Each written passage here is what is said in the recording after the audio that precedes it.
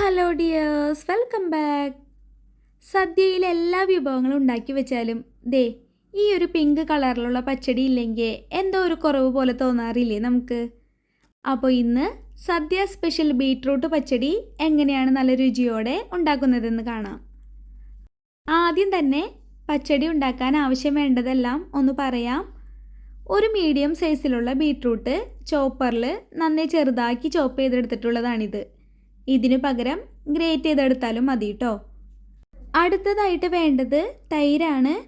കട്ടയൊക്കെ നല്ലപോലെ ഉടച്ചെടുത്ത 1/4 കപ്പ് തൈരാണ് ഞാൻ എടുത്തിട്ടുള്ളത്. ഇനി വേണ്ടത് നാളികേരമാണ്. ഞാനിവിടെ 3 ടേബിൾ സ്പൂൺ നാളികേരം എടുത്തിട്ടുണ്ട്. ഇതിലേക്ക് 3 പച്ചമുളക്, ഇതുപോലത്തെ ഒരു ചെറിയ കഷ്ണം ഇഞ്ചി, കുറച്ച് കറിവേപ്പില, 1/4 ടീസ്പൂൺ അളവിൽ കടുക്, ഇത്രയും ചേർത്ത് കൊടുക്കാം.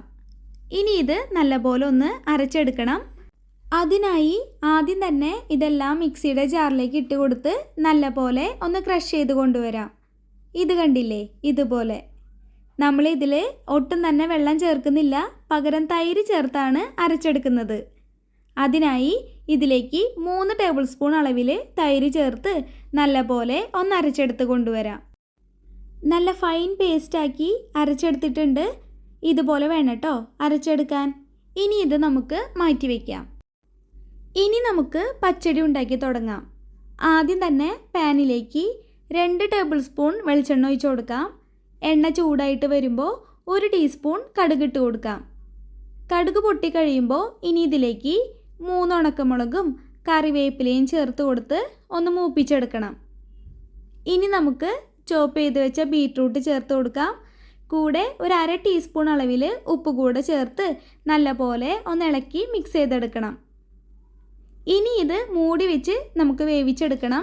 തീ ഒരു ലോ ടു മീഡിയം ഫ്ലെയിമിലിട്ട് ഒരു 6 മിനിറ്റ് വേവിച്ചെടുക്കാം. ഇപ്പോൾ ഒരു 6 മിനിറ്റ് കഴിഞ്ഞിട്ടുണ്ട്. ഇനി നമുക്ക് മൂടി തുറന്ന് നോക്കാം. ഇപ്പോൾ ബീട്രൂട്ട് വേവായി. ഈ സമയത്ത് ഇതിലേക്ക് തേങ്ങ അരപ്പ് ചേർക്കാം. ഇനി അരപ്പ് ബീട്രൂട്ടുമായിട്ട് നല്ലപോലെ യോജിച്ച് വരുന്നത് വരെ ഇളക്കി കൊടുത്ത് മിക്സ് ചെയ്തെടുക്കണം.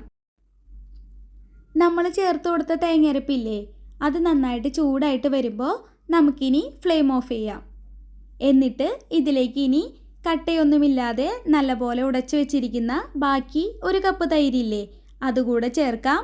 ഇനി നല്ലപോലെ ഒന്നുകൂടെ ഒന്ന് ഇളക്കി കൊടുത്ത് മിക്സ് ചെയ്തെടുത്താൽ സദ്യ സ്പെഷ്യൽ ബീട്രൂട്ട് പച്ചടി റെഡിയായി. നല്ല സിമ്പിളല്ലേ ഇത് ഉണ്ടാക്കിയെടുക്കാൻ? സദ്യയിലാണെങ്കിൽ ഇതൊരു 10 പേർക്കൊക്കെ സെർവ് ചെയ്യാനുണ്ടാവും കേട്ടോ. സദ്യ സ്പെഷ്യലായിട്ട് മാത്രമല്ല, അല്ലാതെ സാധാരണ ദിവസങ്ങളിലായാലും ഊണിനൊപ്പം സിമ്പിളായിട്ട് ഉണ്ടാക്കിയെടുക്കാൻ പറ്റിയ നല്ലൊരു റെസിപ്പി കൂടിയാണിത്.